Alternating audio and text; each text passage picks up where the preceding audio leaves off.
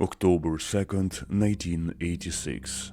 A meeting is held next to the Chernobyl nuclear power plant, a day before reactor Unit 1 was restarted. Everyone is celebrating this achievement, but little they knew what they were about to witness. This is a story of the infamous Chernobyl helicopter crash. Just one day earlier, on October 1st, this very helicopter, Mi-8MT with on board number 30, made its routine flight, as it had many times before. On board was Igor Kostin, the photographer whose images would later become an iconic chronicle of the Chernobyl disaster. When they landed, the commander said, "Igor, me and my boys were in Afghanistan and still don't we have a single picture together, so can you take one, at least here, in Chernobyl?" Film was precious, and so reporters usually refused such requests. But Kostin was excited, and so he didn't want to disappoint them.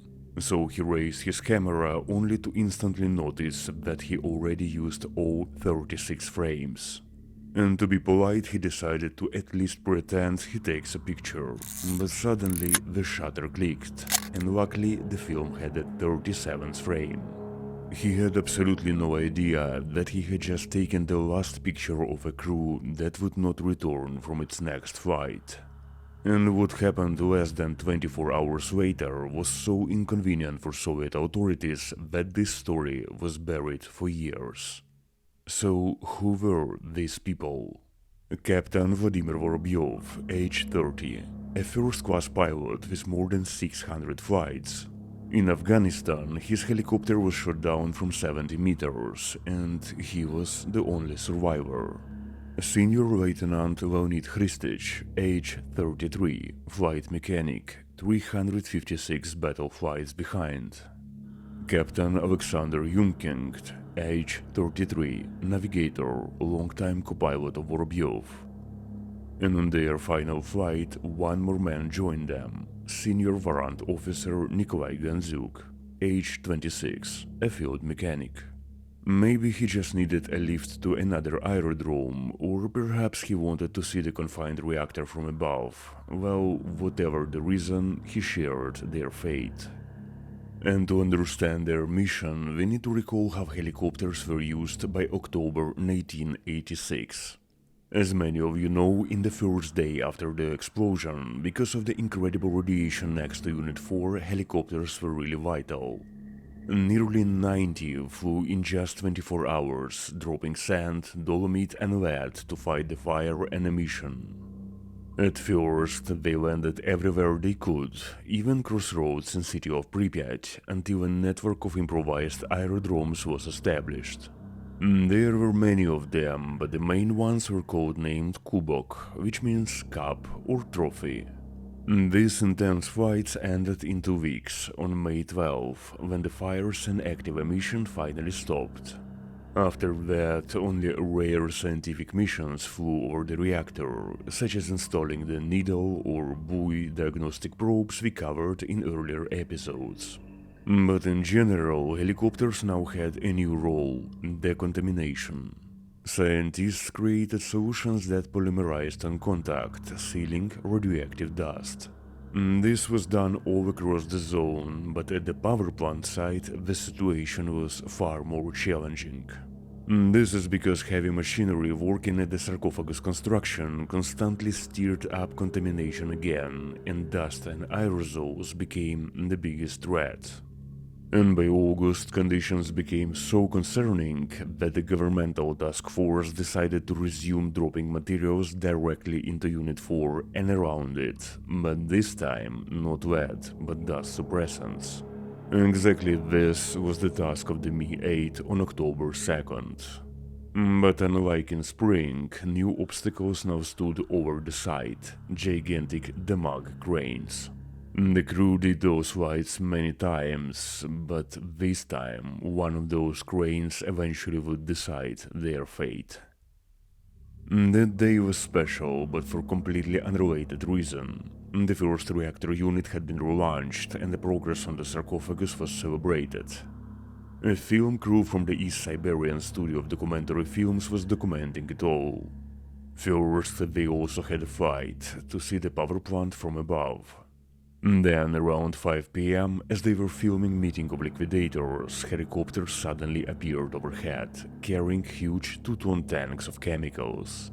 The operator would not miss such good shot, and he turned his camera skyward. It was 5:34 p.m. Then, all of a sudden, a disaster happened. The rotor blades struck the cables of a crane. In seconds, the helicopter plummeted, crashing in flames barely 3 meters from the turbine hole. Help was barely possible. That spot was one of the most contaminated areas of the site. Volodymyr Kovalchuk, the senior engineer in charge of the Demag cranes, recalled. We saw how it fell. When helicopters were flying, we were ordered to lower the crane booms, and still it hit. I do not think the pilots were guilty. A gust of turbulence threw them into it. We saw it on CCTV.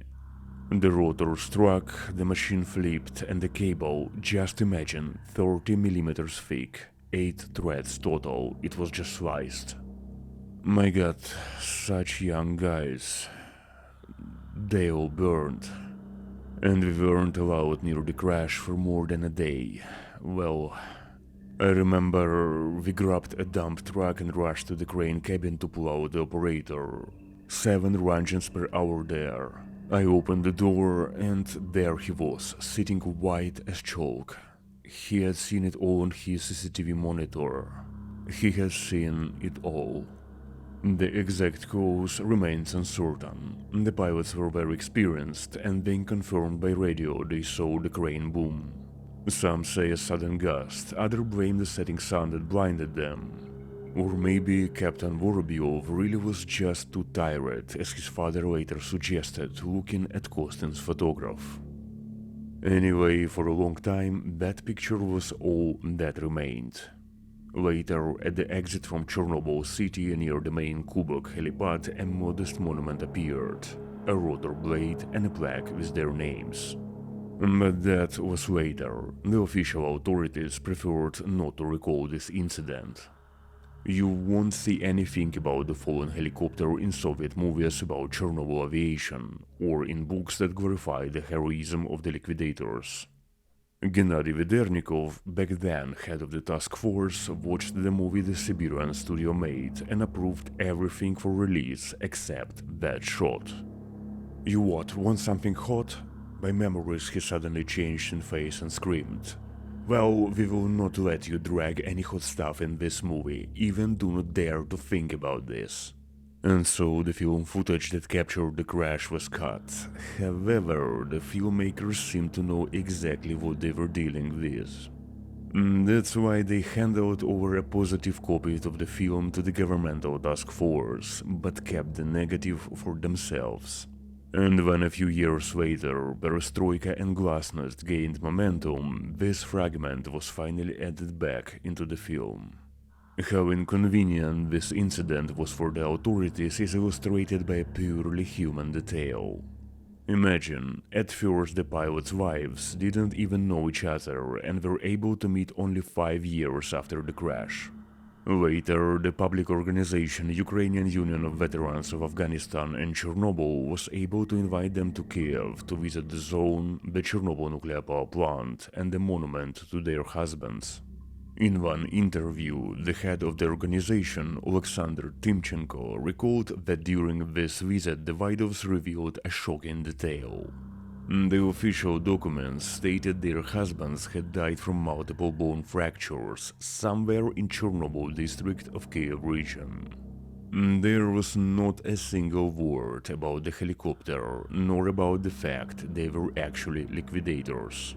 Which meant they were not entitled to any benefits or payments due to liquidators and their families. And only after the collapse of the Soviet Union, thanks to Timchenko's persistent efforts, was it possible to secure these rights. Over time, this entire story, by and large, became just another episode in the established Chernobyl Chronicle. That is why what happened in December 2017 came as a sensation. Already after the new safe confinement was slid into the place, during the dismantling of the lightweight roof of Unit 4 turbine hall, a part of the tail of that very Mi-8 was discovered. It was inspected and was left in place, for now, but one day it will likely become a museum exhibit, and that will be fair. Some sources, however, even mention another helicopter accident. The Voroshilovgrad Fire Detachment logbook records that on September 4, 1986, they rescued a crew of another crashed Mi-8 and extinguished the fire. None of the crew was hurt. Colonel Kushnarov said that the cause was a piloting error during landing. But notice, that episode came a month earlier, but without photos or footage little is known. Yet one thing is certain, if not for that accidental film recording, the events of October 2nd, 1986 would also have remained nothing more than a legend. Because Soviets were quite skilled in making that. If you made it this far, thank you for watching, and if you want to support our work and get more in-depth research data, join us on our Patreon. The link is in the description below. And we will see you in the next one.